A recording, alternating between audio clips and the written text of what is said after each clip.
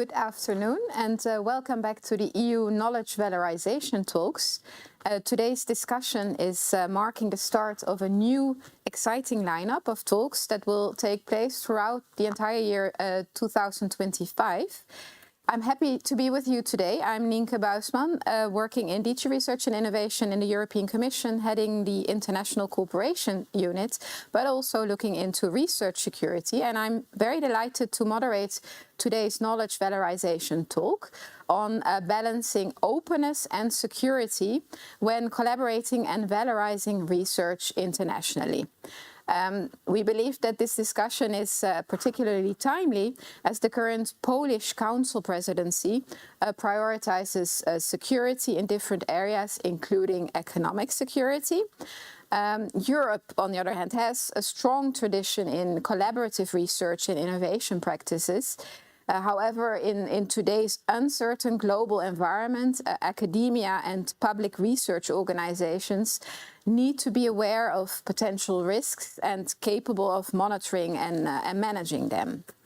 This concerns engaging in international cooperation, as well as valorising the jointly generated research results and intellectual assets.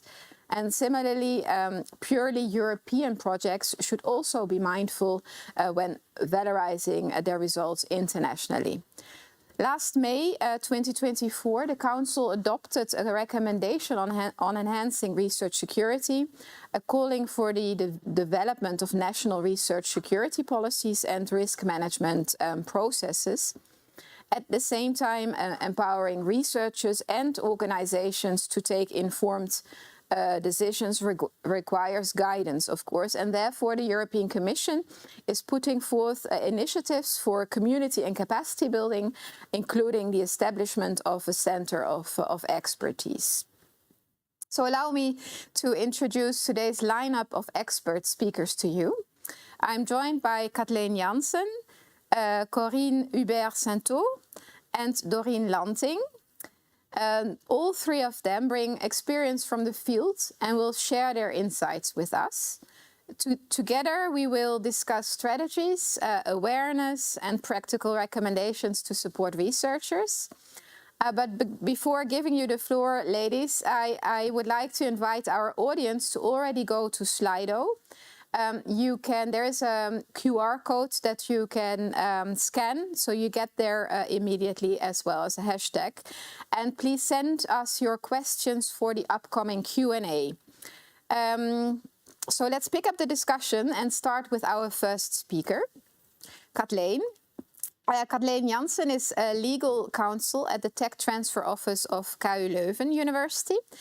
She is responsible for the development and implementation of KU Leuven's policy on expert control and knowledge security. So let me ask you, Kathleen, what is the role of the institution, KU Leuven, for ensuring research security and what are key recommendations to researchers? Okay. Thank you very much, Nienke. Thank you for the introduction. Good afternoon, everyone. Maybe before I go into the research security, just a short explanation on where KU Leuven stands and then how we look into this. KU Leuven is Belgium's largest university. We have about 64,000 staff, of which 15,000 are international. I think we represent about 154 nationalities among our staff and students.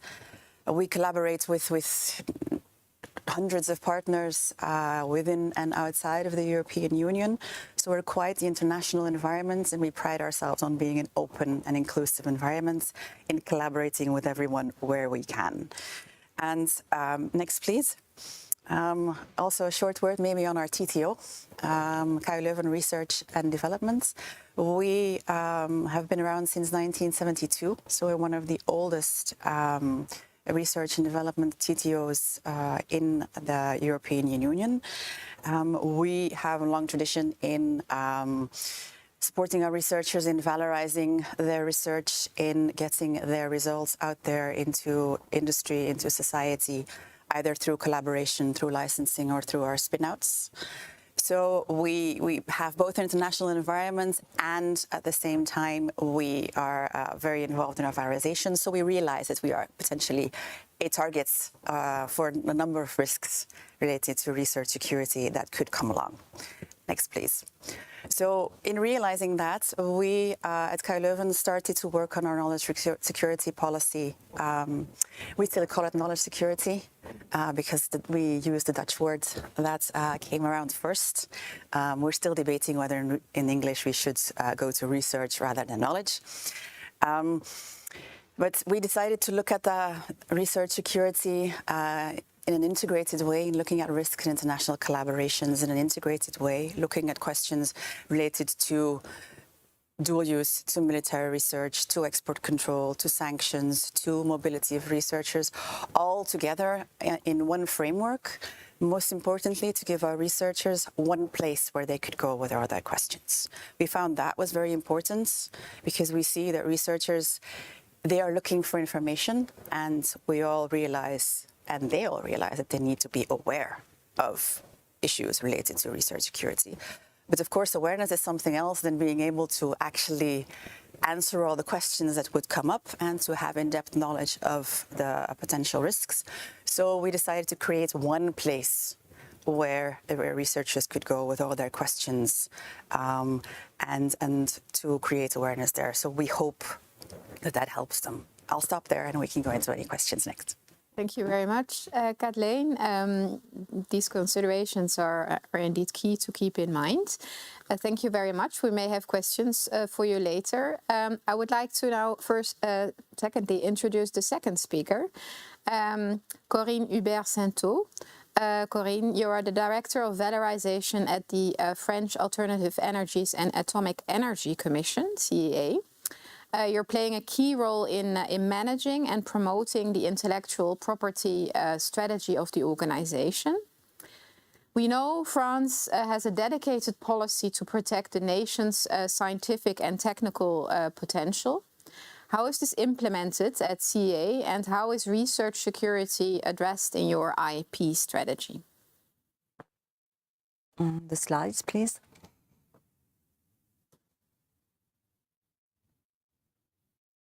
Next. A few words to begin with concerning the CEA. The CEA is created in 1945, so this year it's a big birthday for us because we are 80 years, and one of the main missions of the CEA is to develop sciences and technologies to support competitiveness of industries, answering the free transition.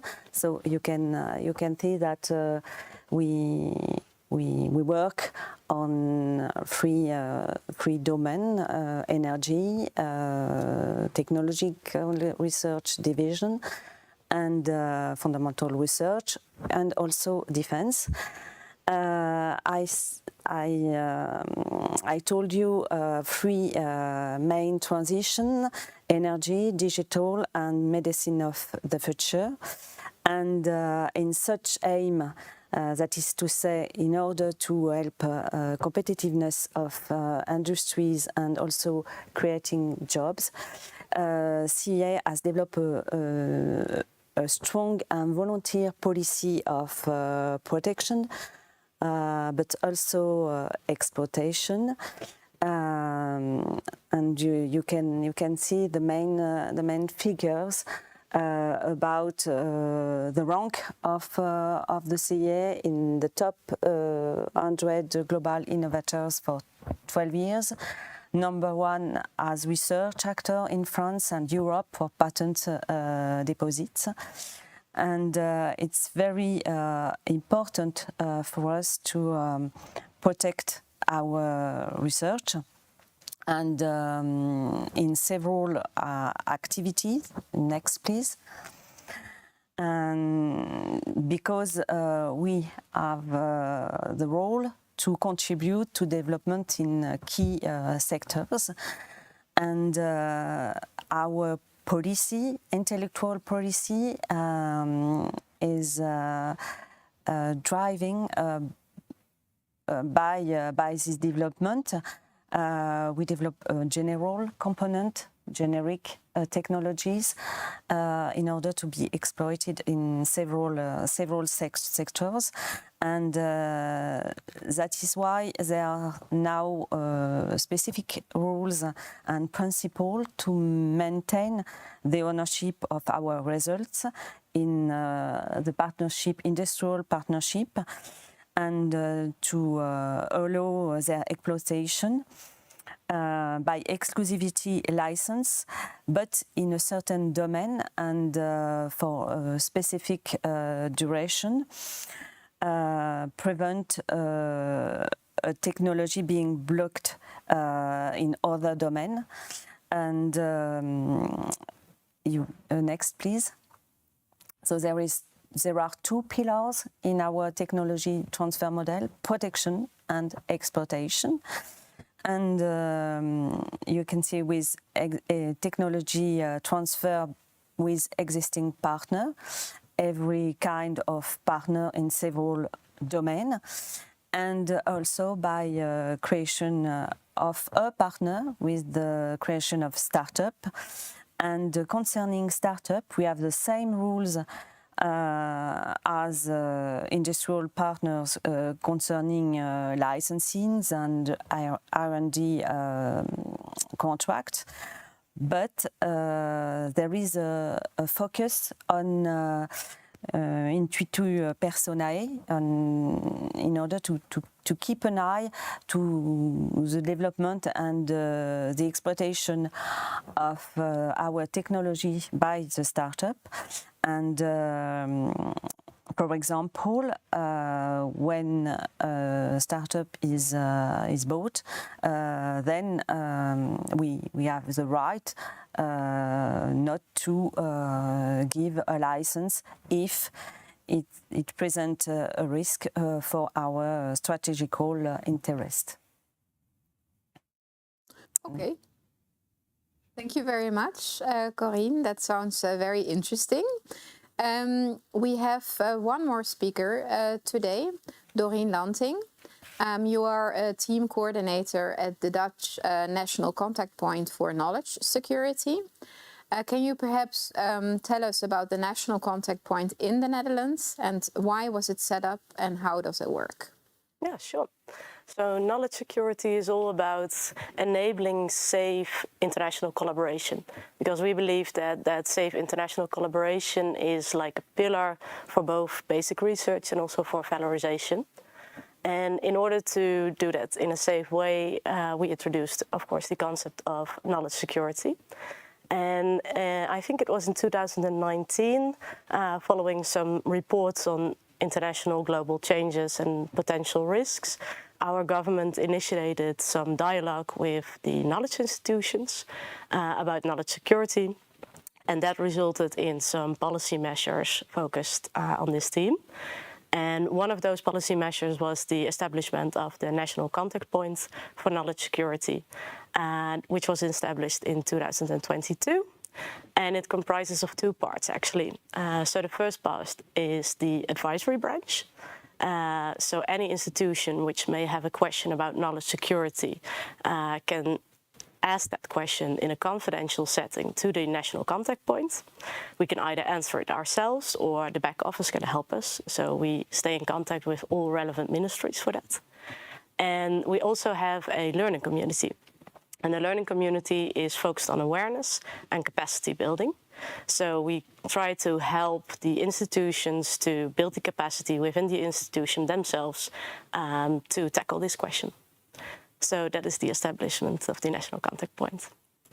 Okay, thank you very much for presenting this very interesting approach, Doreen. Now let's look into all these questions in a little bit more detail. So I have some additional questions to our panel. First to Kathleen. Assessing risks in research and knowledge valorisation is a specific challenge, especially to assess risks linked to dual use. What are ways to tackle this issue, and are you relying on any supporting tools or guidelines? Okay, thank you for the question. There are indeed many risks and challenges involved. And the main challenge in general is for us to keep the right balance between making our researchers aware of potential risks in their collaborations, making them realize that they need to know what they are doing and who they are doing it with. But at the same time, also making sure that they don't start self-censoring and that they aren't getting too concerned about collaborating, because there are still many opportunities for collaborating. It's still necessary to collaborate in an international environment. To assess these risks in relation to dual use, we actually, on the one hand, we try to create awareness with our researchers, but we also rely heavily on our support staff. We have installed a system where in the TTO, for instance, we do a first assessment of any incoming agreements, any proposed agreements with different sets or in different settings with different partners, and we assess, is there a potential risk that we need to look into further? Should we contact our researcher to see what we need to do with this? We also have installed a pre-screening idea to see whether our projects need to have an ethical review. We have an ethical committee on dual use, military use and misuse.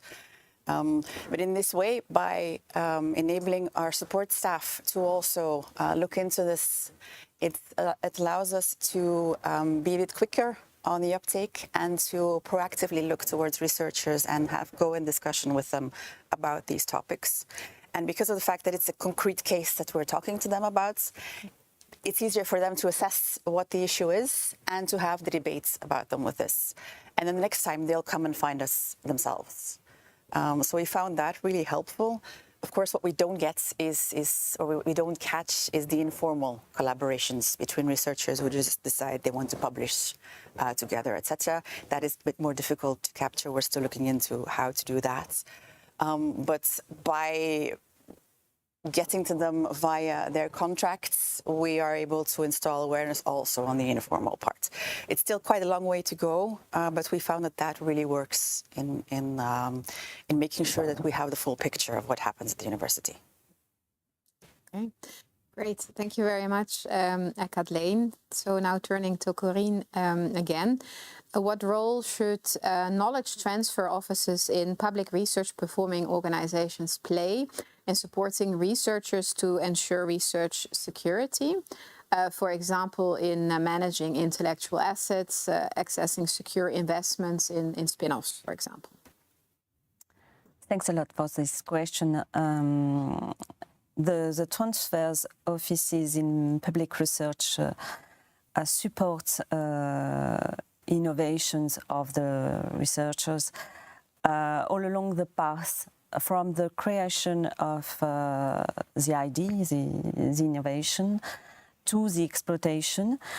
And even if in the case of creation of startup, because IP, as I ever mentioned, is a key lever of innovation, the support of TTO offices will concern IP protection, obviously, patent filing and software, also traceability, and IP exploitation, negotiation and drafting R&D contract, licensing, but also how define a real strategy to exploitation. For example, open source can be a way, or licensing in a ownership perspective. And because it's important in such aim to have a view of the market and the perspective of exploitation, at the CEAV we also address the activity of bibliometric and market studies activity, and also economical intelligence.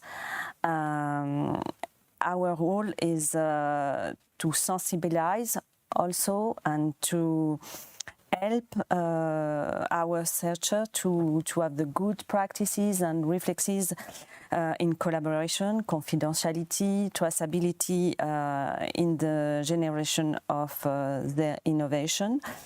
And as I ever mentioned, we have also a promotion, an action of promotion, creation of a startup, and the CIA since 5 years has set up a new internal program called Magellan to promote creation startup.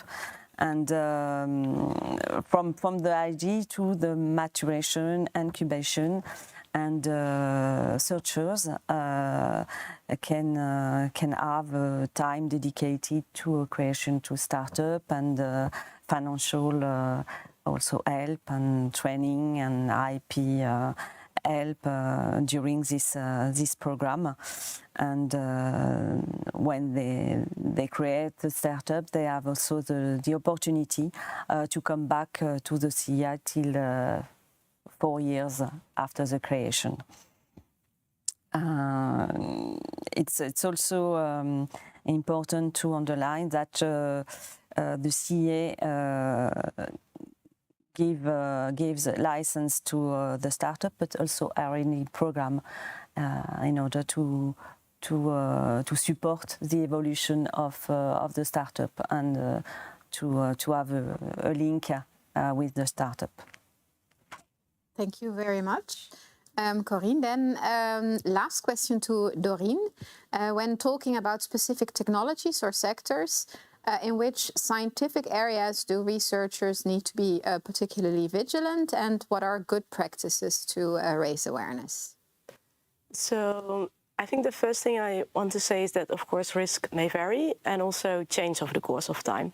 So while there may indeed be some research areas that are more interesting as of now, I think it's very important for all researchers in all scientific domains to consider potential risks that might be there.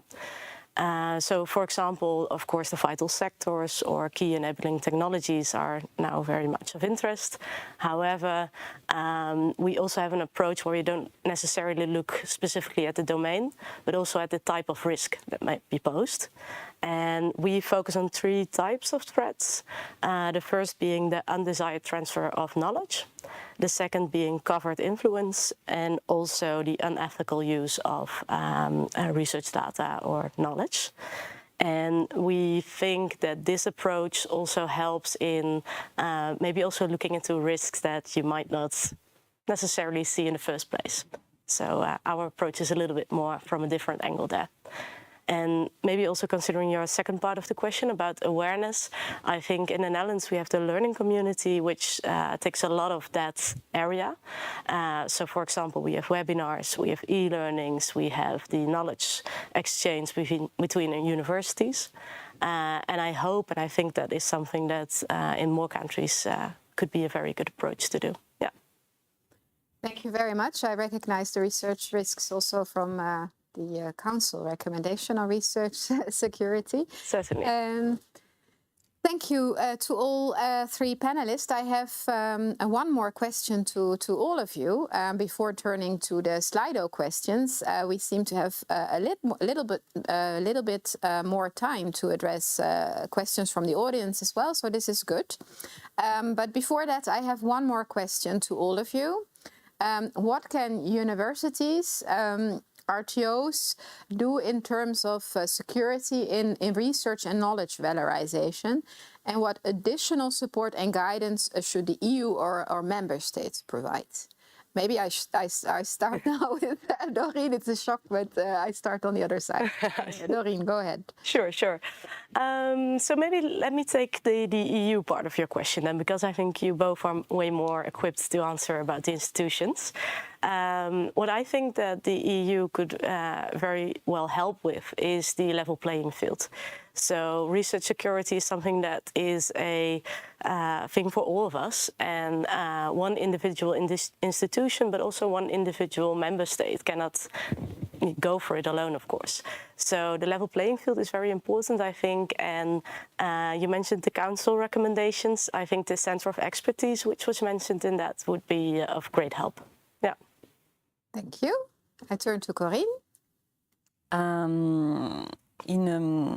a certain word, some speak about polycrisis.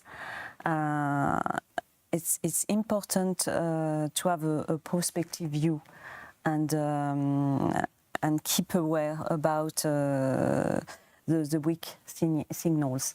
I think it's important to have this approach, and in order to anticipate trends and to respond and to keep our technological sovereignty and security is the consequence of the goal also for us to keep sovereignty. Thank you, Corinne. And then Kathleen. I think for me, it's paramount that we see research security as a joint objective, that it's a matter where research institutions, national authorities, national governments, and the EU should look into together, and that we each have our parts of the tasks to fulfill, and that we establish clear lines of communication. Indeed, the role of the national centres is very important. Also, the level playing field for us is also quite essential, because we collaborate with so many different partners in many different countries.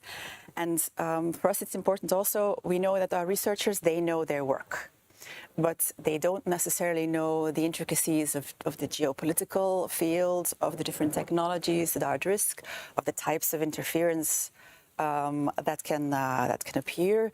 So we need information from our national authorities or from the European Commission so that we can address these different challenges a bit more easily. Because you asked me the questions about the tools we use. I realize I forgot to answer that one. We use some commercial tools. We use available lists like the ASPE tracker, like the Canadian Named Research Organization list. There are several elements available, but at the same time, we don't have that much information. So for us, that is a very important role that both of your levels could play. And what we would find really interesting is we see that within and between universities and research institutions, we communicate a lot and we try to exchange information. But it would almost be worth looking into, have some sort of trusted third-party platform where we could find out if any other institution has had the same issue or a comparable issue. Of course, it's not easy from a confidentiality perspective, but for instance, that Center of Excellence, if it could work like some sort of trusted party where these questions could end up and being connected, that would be very interesting. Thank you very much for your ideas. Indeed, research security, knowledge security is an issue for all of us. We have also indeed tried to identify that in the Council recommendation. There are recommendations for all of the levels. We need to work together in Europe, indeed, on this. But let's now turn to the audience. And take some of the questions from the audience that I will address to the panel. So to all of you who are listening, watching, please use Slido. There's a QR code as well as a hashtag you can use. So let me take the first question, which is addressed to you, Kathleen. In a university at the early stages of addressing research security risks, where does one start? It's a very good question. It's not that easy where to start. There are several ways in, let's say. I think a first start would be to try to get a good view of what sort of research happens at your university, to try to get a feel of the sensitive domains within your organization. There are numerous lists of sensitive technologies that can be used for that. We've tried to compare all these lists at certain points, which was turned into quite an interesting exercise. Of course, the domains of artificial intelligence are always there. The domains of semiconductors, for instance, are always there. More or less detailed, depending on the list that you take. But it's a good sort of starting point to see where are the domains that we need to look into. And then to get a feel of the research groups that you have, of the different entities that you have. When we started this exercise, we actually did a sort of roadshow for all our departments saying we're going to work on this. what are you involved in? What are your concerns? Where are your questions? So we try to make sure that we capture the bits of what really is happening on the grounds. And for those of you who are also starting to do this work, find your peers. I think that is also very important. I'm sure you're all aware, you're all members of national organizations or international networks. We have a number of those, such as ICARO, we have LERU, we have CESAR. A lot of these organizations are working on these topics. It's always good to find your peers and see how they address these things. Thank you. Let me then turn to a question to Doreen. Could you share more about the learning arm of the national contact points? What kind of e-learning modules and webinars do you provide, for example? Yeah, certainly. So our learning community is somewhat of a closed community. So it mainly comprises of the knowledge security officers of all involved institutions in the Netherlands. So we have somewhat of a confidential setting. And well, for example, we've recently had a session about spin-offs and spin-outs at universities, because that's a particular angle, of course, to take. But the webinars or the e-learnings can also be focused on different topics, like, for example, espionage. So what we do is that within the learning community itself, we try to see what are the most urgent topics, what are people wondering about, how can we help, and based on that, we kind of design webinars, e-learnings. And also you mentioned the roadshow, and that's also something that we do from the national contact points. So it can be quite diverse, and it's always focused on what do people need to know. Yeah. Okay. Thank you. I think there's a question to you again, Kathleen. So the questions are moving on the screen. Sorry. Kathleen, what has been the most challenging part of establishing and implementing research security safeguards in relation to export controls, especially? Quite a number of challenges. To us, the most challenging part, I'll name two. One is indeed making sure that you have enough information to make a decision, and knowing when you have enough information to make the decision and stop looking for information. That, to us, is a very big challenge, to see, do we have enough different sources? Do we have enough information to make an informed decision? Always realizing that there's no 100% right decision, that there's always a risk. And at the other hand, one of the main challenges is remaining consistent, because you get always decisions in individual cases. It's hard to make a sort of general line. It always depends on the situation. But then, of course, it's important to see, what did we decide last time? How did we look into it last time? And try to see, is this a comparable situation or not? When it comes specifically to export controls, and of course, the challenge always remains the classification. Actually knowing whether what we work on is controlled under export legislation is a really difficult task, particularly because it's a very detailed list with very detailed specifications. But of course, that list is always a few years old, and our technologies that we work on already evolved. So it's very hard to do the classification. I think that's a very simple, but absolutely the biggest challenge. Thanks, Kathleen. Now I have two more questions. So any one of you who would like to answer or is capable of answering, take it. Please let me take the one who was first on screen. Do you think a European version of the ASPI tracker, I think you referred to it already, Kathleen, would be feasible? And would it contribute towards a level playing field? Who would like to take this question? I'm not too sure. I think I think this might be something beyond our capacity as a national contact point. So maybe I'm just going to look at one of you guys. As for the feasibility, I don't know. As for the desirability, of course, yes. Indeed, we rely on different sources of information which are possibly colored, but we don't know, which may be out of date, which may be not so recent. So we are constantly looking for information. We also realize that it's a very difficult task. And at the same time, it may also be diverting attention to one specific place, where research security is, it's about a number of different countries, and it's about a number of different topics. So it's not just the one point that it's important, but it is a signal of the type of information that institutions are looking for. So if it could exist, it would be fantastic. Maybe I can answer that question too, because we have been listening, of course, to the stakeholders over the last years. ASPI Tracker is one of the tools used. Others are more private sector-led initiatives. Universities have been asking the Commission to look into this, and we are.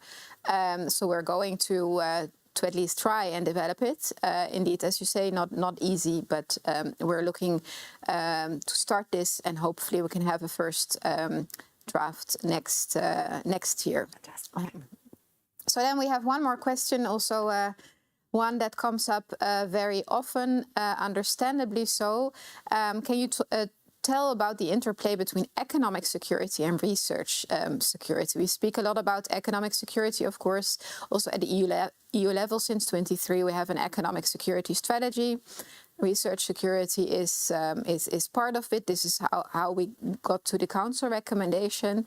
Who would like to take this question from the panelists? I could make a start maybe, and then please join. So yeah, I think this is something that we really recognize in the Netherlands, and we do actually have, next to the national contact point for knowledge security, also a national contact point for entrepreneurs, which is a little bit more recent, and I think that really shows sort of the dynamics, sort of the actuality of this topic. Of course, there is going to be a moment in research when, especially during valorisation, of course, where the risks change and also the actors change.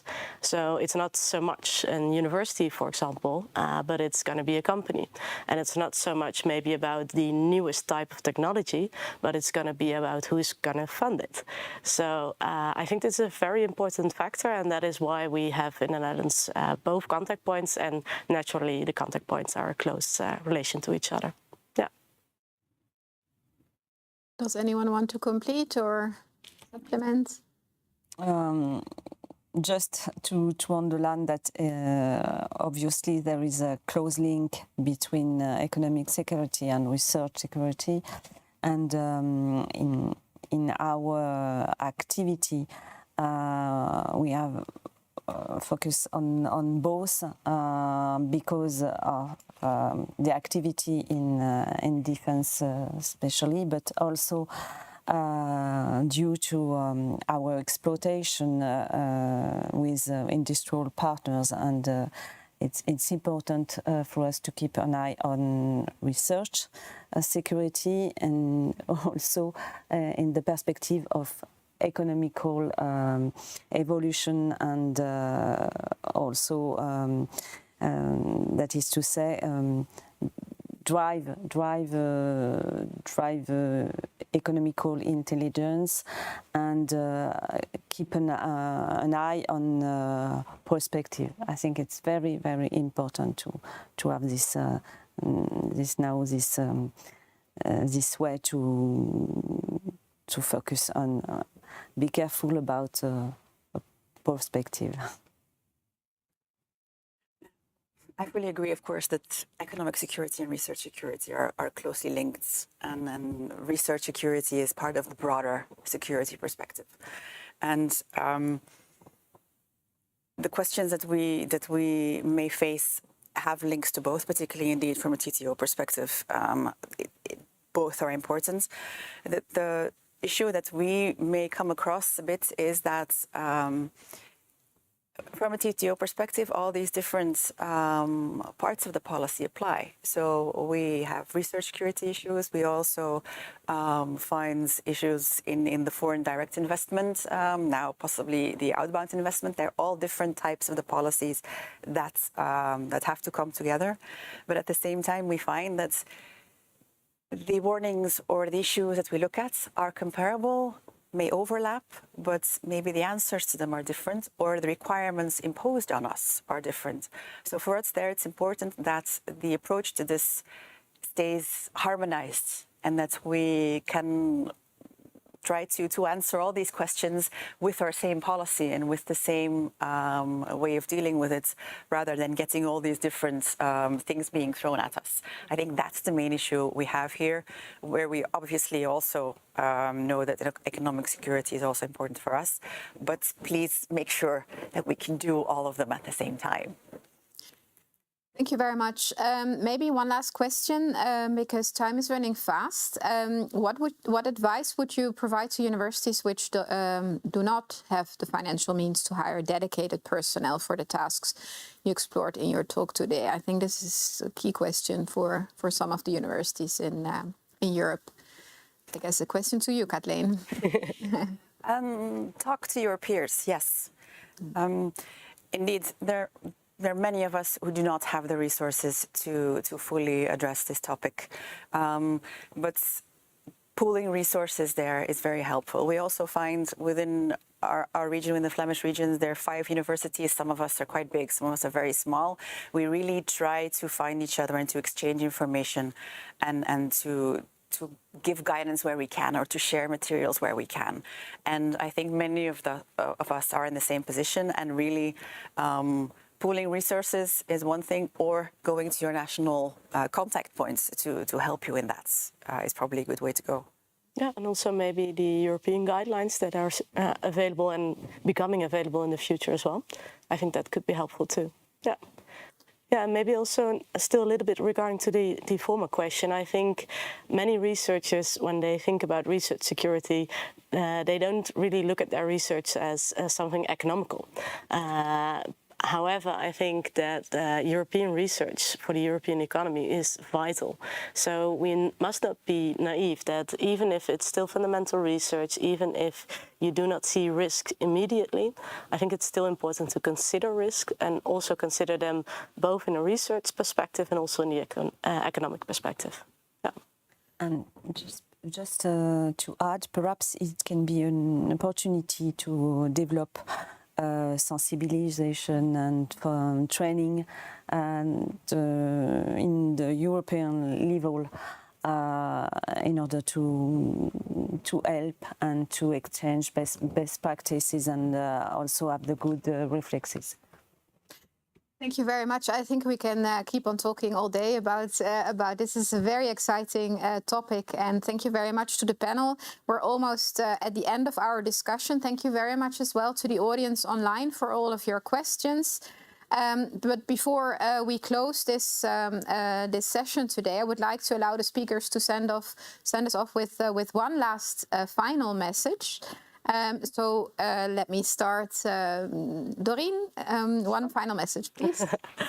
So maybe my final message would be that it's all about balance. So it's not only about risks, it's also not only about opportunities, but please keep your focus on the balance. And if my final message would also be directed at the EU, then I would really, really focus on the level playing field for all of us. Thank you. Corinne? Innovation is essential for our technology called sovereignty. Innovations have value, so protect them in order to develop and increase their impact for our society. And Kathleen? A full +1 to the balance and the level playing field, absolutely. And also maybe linked to that, I'd like to add the fact indeed that we need to do this together with all stakeholders. And that we each have our part of the puzzle, and we need to put that puzzle together. Thank you very much to the panel for your great insights and for your last messages as well. And again, thank you very much to the audience for listening in today. We hope that you learned something, you got a few takeaways. Of course, we would very much like to hear more from you, your opinion and experience on open and secure knowledge valorization. So please, can we ask you to take 1 minute and reply to our feedback survey? It's available on the event page of this talk. And you can already mark the next talk in your calendar. It will take place on the 8th of April. And it will be dedicated to startups, one other very interesting subject where lots is going to happen at the EU level in the coming year. So it was a pleasure to moderate this talk. Thanks again to the panel. Thanks again to the audience, and have a good afternoon. Goodbye.